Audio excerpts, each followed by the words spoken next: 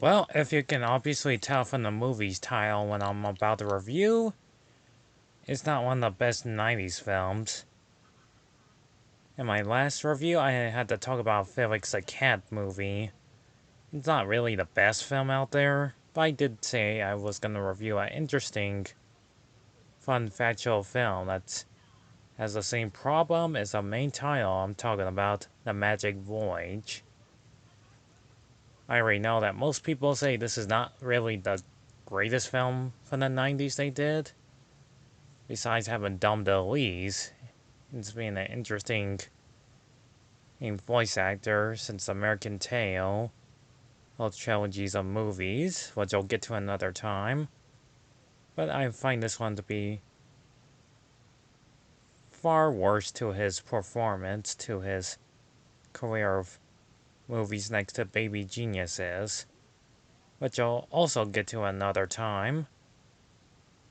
I mean, when you're trying to animate something good, you better make sure it's darn well good. Lots of people already most people already talked about this film. Hardcore Kid, Nostalgia Critic, which I shall really react to another time, or, well, you pretty much know how that review go. Even the guy that animates cartoons, which I already forgot what his name is, that did it since 2011, where you can tell this movie is a total stinker. I mean, if you're a kid, you might actually enjoy this, but for me, since I'm a 29-year-old man and this film is already 28 years old, and this film came out in 1992 and then redubbed again, and in 1993 that Media Hunter explained, and they get different voices and has less noise in it. At least that's a bit quiet. What I'm about to review is more or annoyance to it. I've been waiting to review this sucker for a very long time and tear the shreds on how much this movie never got a released DVD next to the other long forgotten and animated and cartoons that were never on DVDs or Blu-rays. And the reason why it's stuck on VHS tape forevermore. Magic Voyage.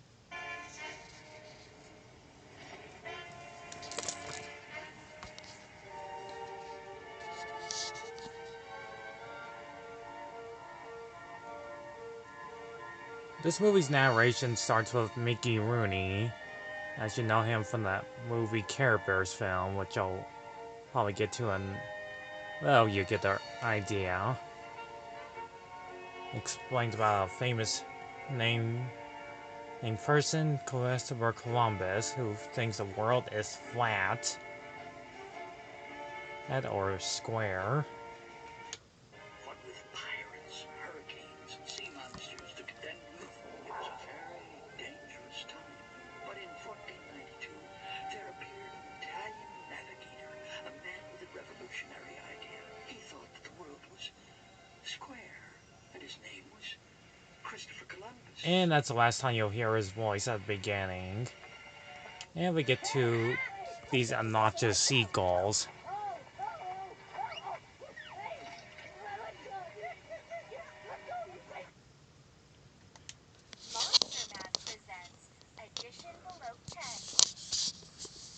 Nearly a minute in, and we haven't got to a woodworm named Pico.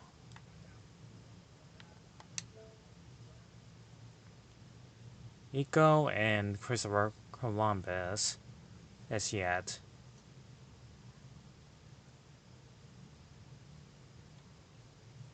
This movie has already started the annoyance already into a whole new level of being annoying.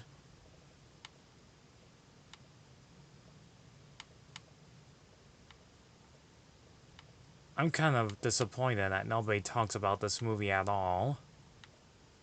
Hold on.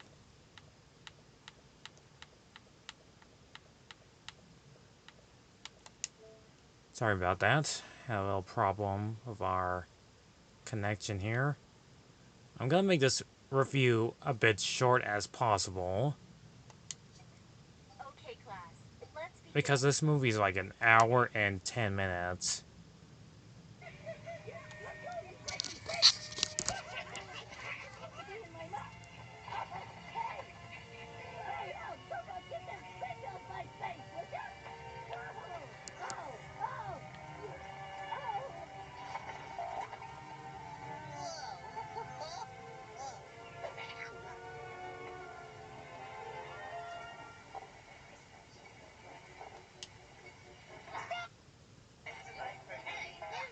And there's Miko, voiced by Barnard, aka the voice of Donatello from the TMNT. And he's not a great singer, but this film already has problems. They just talk non-stop for like almost an hour and 10 minutes. And look at that, there's like a double seagull bird there that looks like him. And couldn't even bother erasing that. I sail it to India, and then I make a left. And, oh, when I get to Africa, she's upside down. And Don DeLuise plays him. My map is sure stinking. Columbus, Genius like me. Italian So stupid. accent. All the time people That say to me, accent, besides him being it's 1492, Italian and the world himself. still flat. Ow. Navigation. Error checker. I'm a waste of time with those stupid cubes. I'm gonna play marbles. Oh, well. Bucket, what do you think? And Miko changes his globe to explain that the world is round. And somehow he knows it. Seems a little far-fetched for me. And yet, And Christopher Columbus ignores that there's a worm on his globe. And they can talk to him. Pico the Woodworm, at your service. And I'm Christopher Columbus, and put it there now. Say, how does the woodworm get to be so smart? I've eaten a lot of libraries. And he got that from a bookworm because the producer and director thought it would be a good idea. Yeah, I guess. Yeah? Hey, I think I'd like to show you something. Oh, I think you're gonna like it a lot, too. Let's see. And it'll just cut to the chase. Okay, hands up! By the way, the animation feels like it's already halfway to like a Saturday morning cartoon. And it looks like from an old half And all because I'm anus like you. All this time I poorly kept made. ignoring that my life was so dull and boring, and then all at once I had a Yep, and there was a song. look past every new up, up, up. I'll just cut to the chase and get to these other characters. There's this Jafar figure, which I thought was going to be part of the story of the movie. King Stephen, that really despised Christopher Columbus.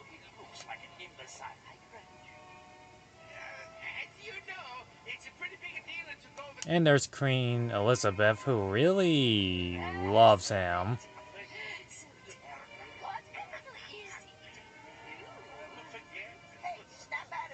And they just keep talking and talking.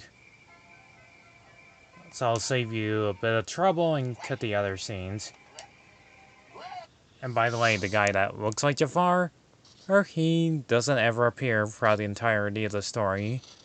And the most Italian words impossible was totally the waste of animation.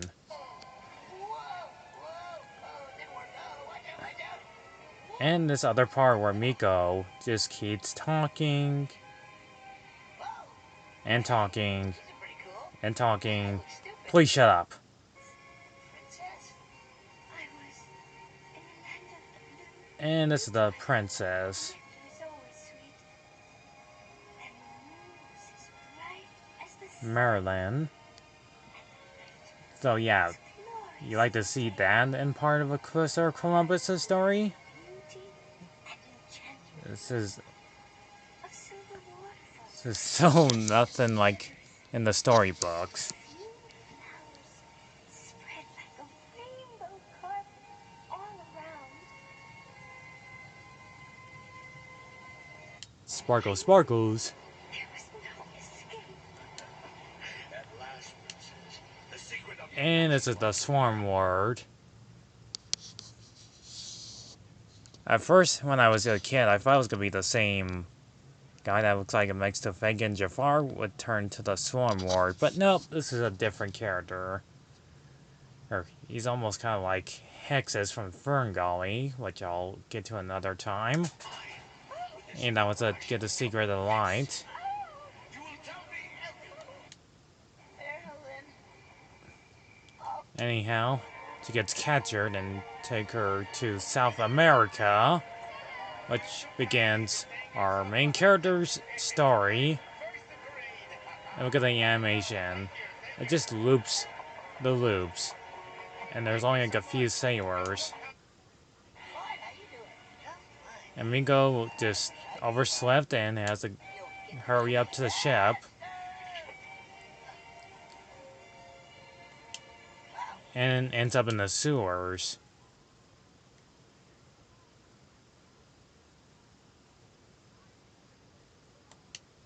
I'm encountering rats.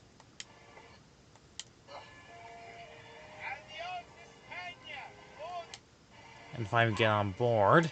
Thanks to the bird that tries to eat them at the beginning. They're off in sail. Wait, but if you leave now, you'll never get to the land of the big cheese.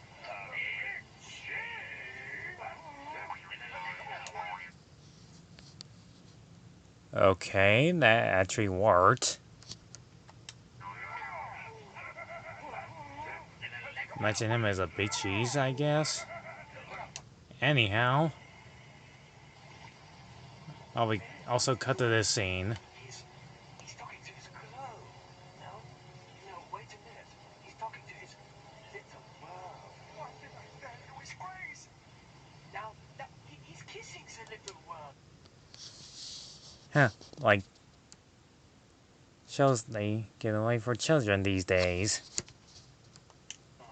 What? No, maybe you'll believe me when I tell you. No. Columbus was the world. Yeah, pretty sure he's not crazy or anything. And we also cut to Christopher Columbus as dreaming.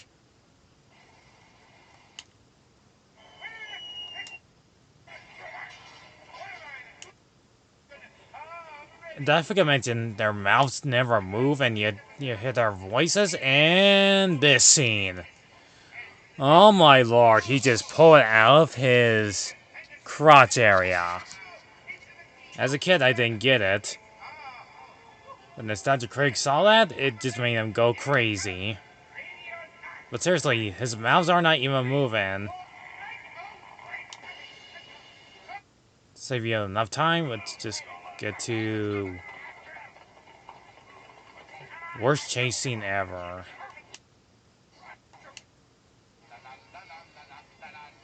And then Christopher Columbus starts singing a song. Not sure that made these up.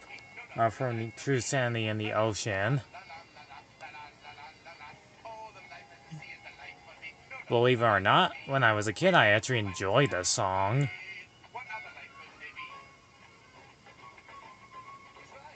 But I guess he's telling about the ancient histories of great eight warriors that handled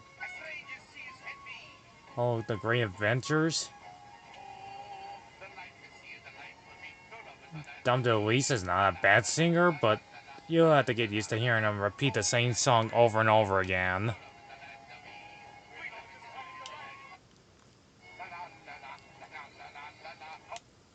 And then got screwed up when he starts finishing it off with a giant serpent eating them instead.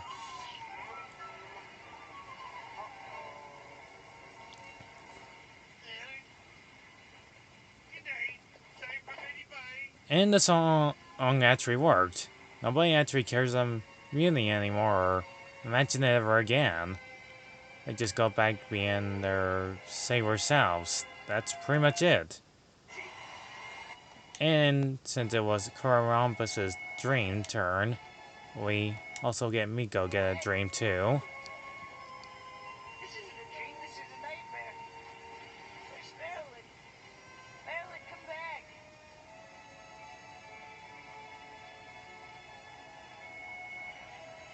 I don't know what to do. Oh, I can.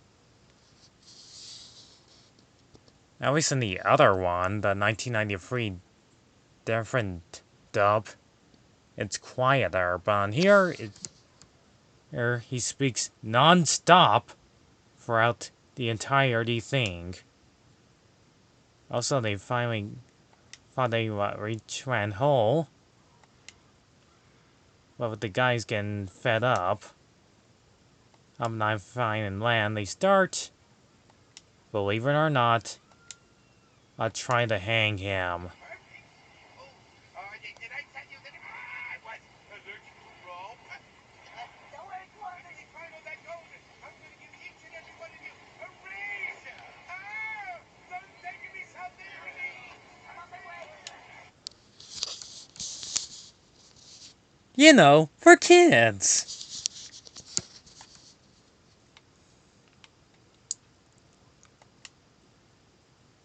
Anyhow, let's just cut to chase. Is that they finally found land, and Merlin is still held captive. And not to mention the Swarm War starts hacking the ship, and thinking Miko is dead, drowned it.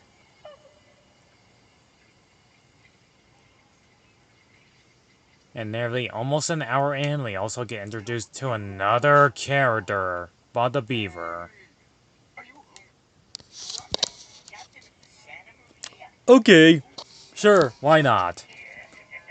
I'll be your captain. Okie doke. Yeah, right. Anyhow, Christopher Columbus starts joining the gang too.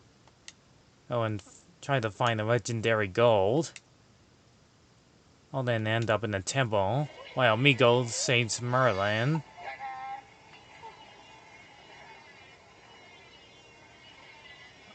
Yeah, that scene definitely needs it. Hey, Mr. Swarm. Here, Ticklish. And somehow the Swarm War didn't even see him at first, with all those insects surrounding the gold. And uses fire to fight against the Swarm Ward. Hey, you dare to insult me? You beauty. Oh, you are ugly. Let me hear your final words. You can't. So they made their escape. And while the beaver chews a bit of the honey off the tower, I think my plan worked. We gotta get out of here. they made the run for their lives. Christopher Columbus crushes the Swarm Ward, or escaping the poorly animated and temple falling apart. They go over a waterfall, but luckily they survive, except for the rest of them, and Merlin lives too. And almost seen it way too long for this review. You've stolen our idol, destroyed our sacred temple, and Negatives show up at the very end of this film.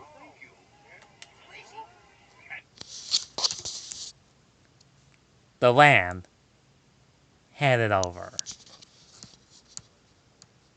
as for the gold, can I keep it? Can I? It's only plated. But of course.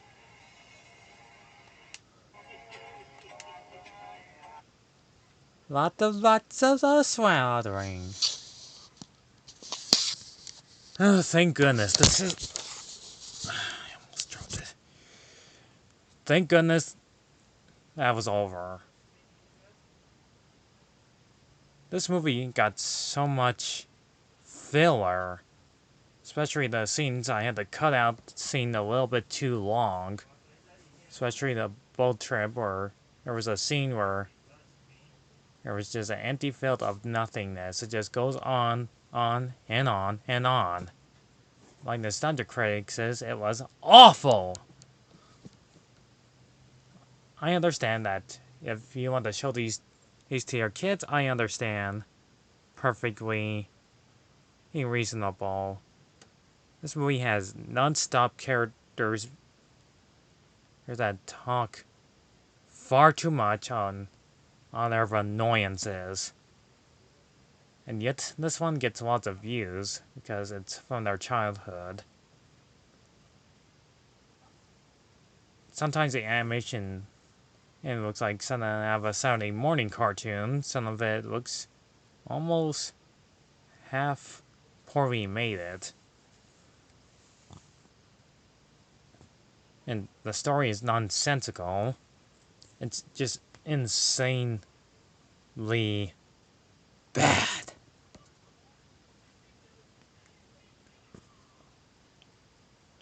I mean, I understand why people don't like this movie. Some of them love this movie, some of them pretty hate it. It just drove me insanity here. I'm so glad I am done talking about this thing. And we're already about 23 minutes into this thing. And all I could say is, stay away from this movie as far away as you can. And it almost feels like it served no point whatsoever. It would just drive you like crazy in the head.